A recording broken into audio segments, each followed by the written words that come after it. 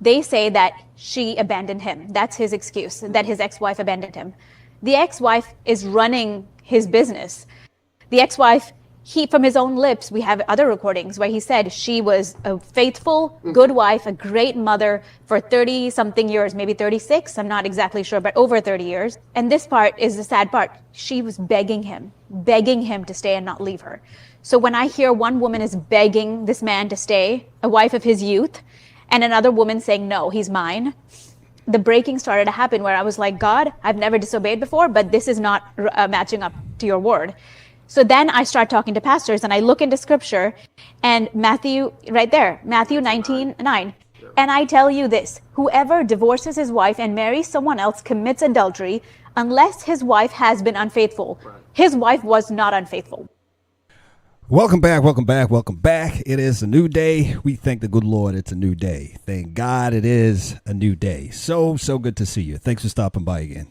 It's me again, WJONI Channel 1 Life, many seasons. Still going on with the story. More to the story. I'm going to be coming up with a different perspective today. Please let me know if you agree. You don't agree, please put in the comment section below. What I'm trying to find out is, why is Joni's marriage Suzy's business? I really want to know. You just heard from Suzy just right now, talking about this marriage. This is what happened there. She was a good woman. You are not in the marriage. You don't know. You don't really have a right to speak about someone else's marriage because you are not in it. You should just worry about yours.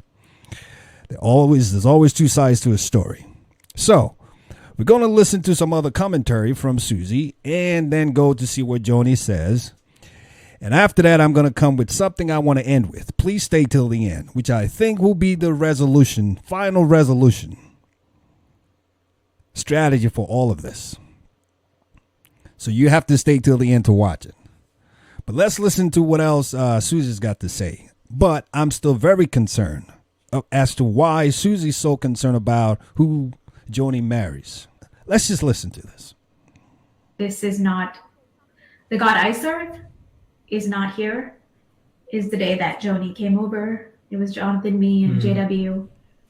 We were about to watch the Cowboys game, and Joni was angry and said, Doug is in Colorado, and his ex-wife, had been begging him all day to reconcile and to choose her, and then Joni was like, it makes me want him more. Shows me what a great husband he'll be. Yeah. And I remember sitting there like, I really cried out to God because,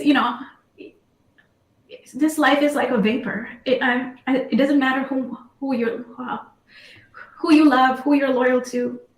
God is above all. And I don't know Lisa.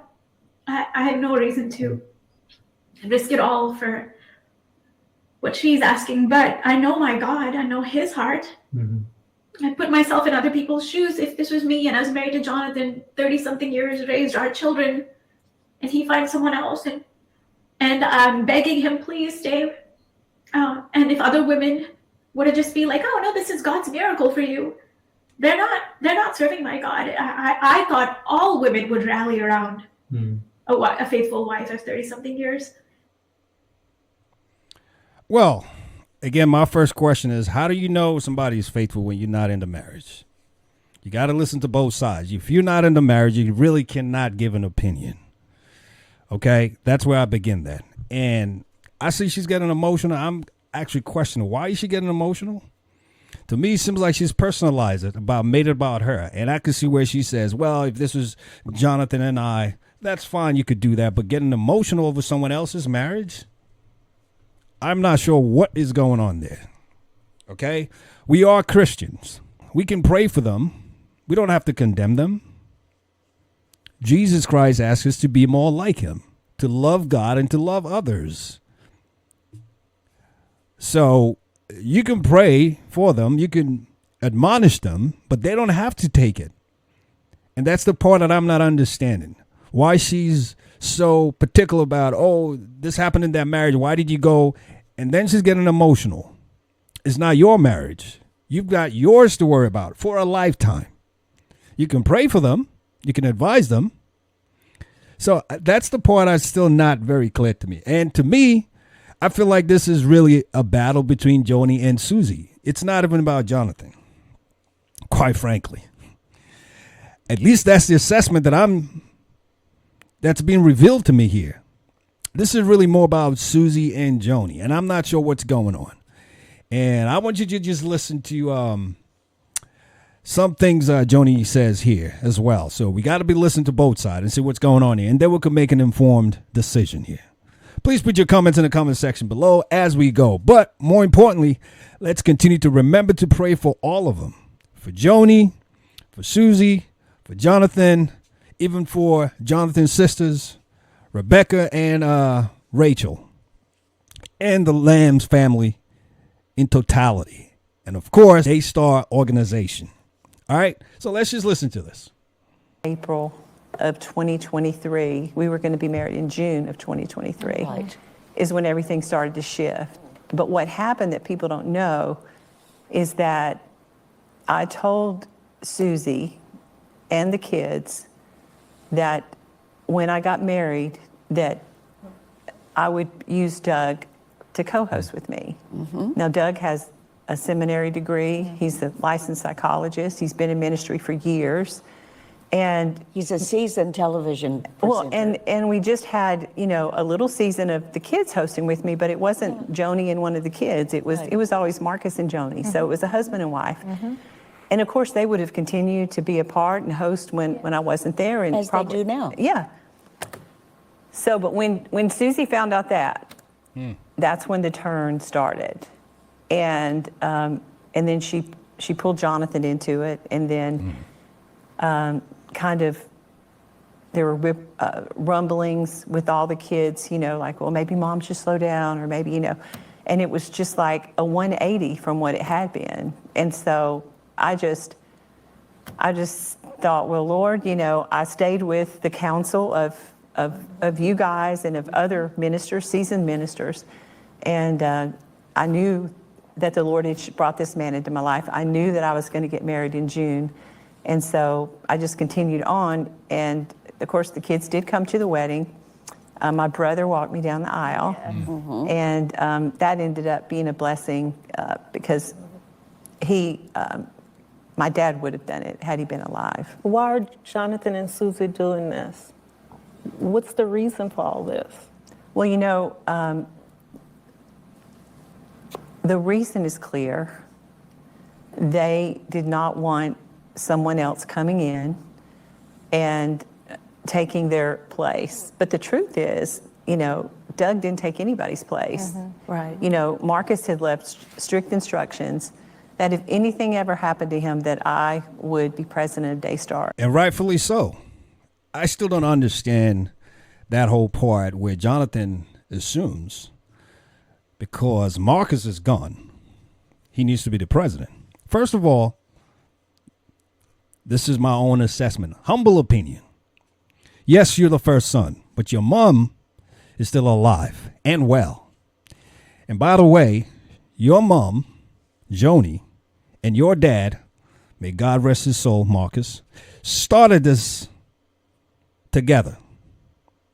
It only makes the rightful sense that your mom is still alive. She'll carry it on. You can be a big part of it.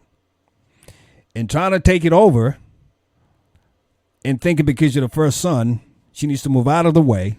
I don't see that happening. I'm not sure why that's the thought process. And might I just even throw this out there? Could it be the same reason you don't want, you think Doug is here?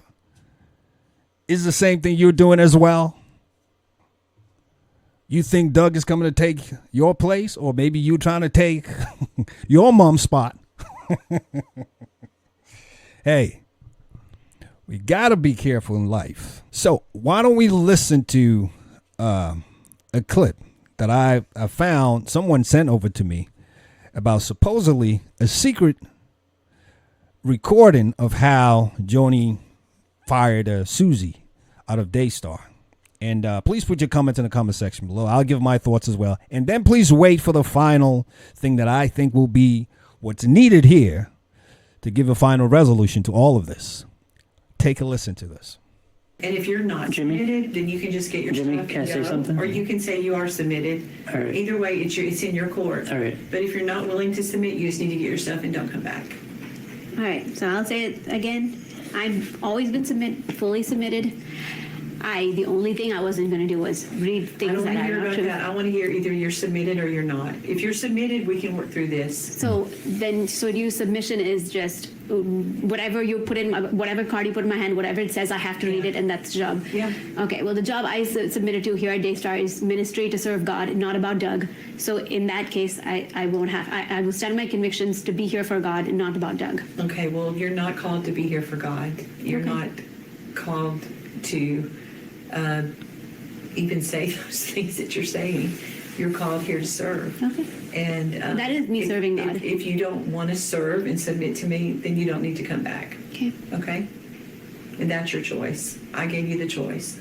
I never will quit. I would never, because I don't have permission from God. But if I'm being fired, so be it. Can I say something? Of course.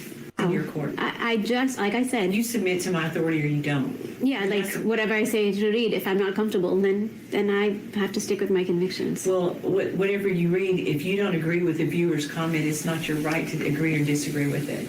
If a viewer has a comment about me or you or anybody else, it's a nice comment, that's a good thing to read it.